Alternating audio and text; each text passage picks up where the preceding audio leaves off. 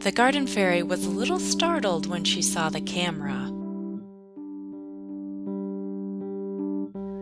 but I was able to convince her to give us a garden tour anyway. This is Certainly Caroline, inspiring you to make it out of clay. Create your own fairy tale world with a new tutorial every week. I'll provide a link in the description below with all that you'll need for this project. Today I'm talking about some of my favorite fairy garden plants. I'll touch on how to make your own fairy garden accessories, and to finish, I'll go over how to make a fairy garden. Boxwoods are nice in a fairy garden because they're slow growers, they've got small leaves, and if you like a compact look, you can prune it at any time. To make it look more like a tree, just take off some of the lower branches.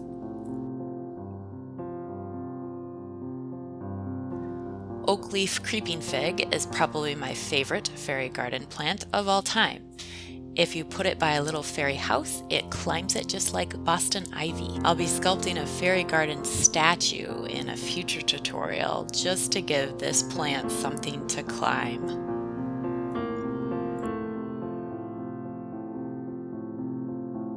Here we have the fairy's favorite place to sit and write in her journal after acorn hunting. Fairy journals are super easy to make yourself if you're willing to find a needle and thread to sew the binding. That can be kind of difficult in our house, but we manage.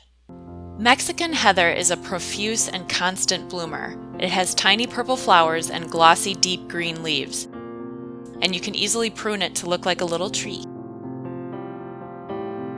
On the other side of the bench, I've planted a polka dot plant, otherwise known as a freckle face plant. And now, if you'll kindly follow the little stone pathway to the other side of the garden for our next plant, careful not to step on the ladybug. This is Blue Star Creeper. Right now it doesn't have any flowers, but when it is in bloom, it gets covered in the sweetest little blue flowers you ever saw. And over here we have Creeping Fig. I especially like to prune this one because the new growth is really pretty. It's a great clinger and it's a fast grower.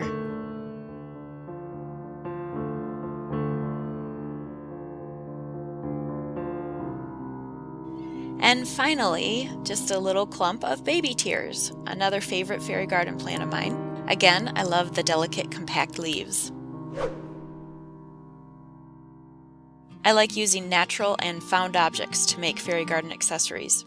Here I used hardware from an old door to make a whimsical entrance for the fairy's house. Those are polymer clay mushrooms, and the little ladybug you almost stepped on earlier is also polymer clay. Polymer clay is pretty much weatherproof, so have at it. Just remember, if you paint your creation, you'll need to varnish it with a polymer clay friendly varnish. Making your own accessories is a really fun activity to do with kids. Since natural materials look best, start your fairy crafting day with a nature walk.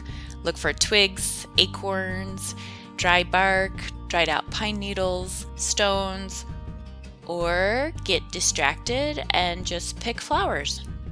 I also use materials from the craft store like dried eucalyptus, jewelry charms, dried moss and flowers, and seashells, and a whole bunch of other stuff.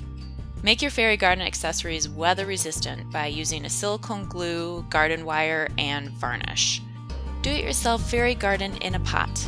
First, pick a pot that has a hole at the bottom so the plants can have proper drainage, and fill it with organic potting soil. Potting soil has nutrients that dirt from your yard doesn't have. Pick your plants according to where you'll keep your pot. I'll be keeping this in a spot outside that gets 4 to 6 hours of sun a day. Remember to loosen the roots a little before planting. In addition to the growing requirements, I chose my plants thinking of the composition. The fairy's house was tall, so I wanted one plant that looked like a tree in comparison to the house. I wanted a plant that was the height of a bush in her little world, and then a variety of ground covers with a trailing plant to hang over the side of the pot.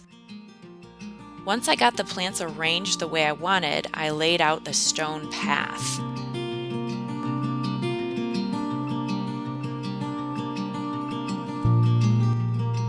And then laid bits of moss around the stones. Look for moss growing in your yard or in the woods and bring it home for your fairy.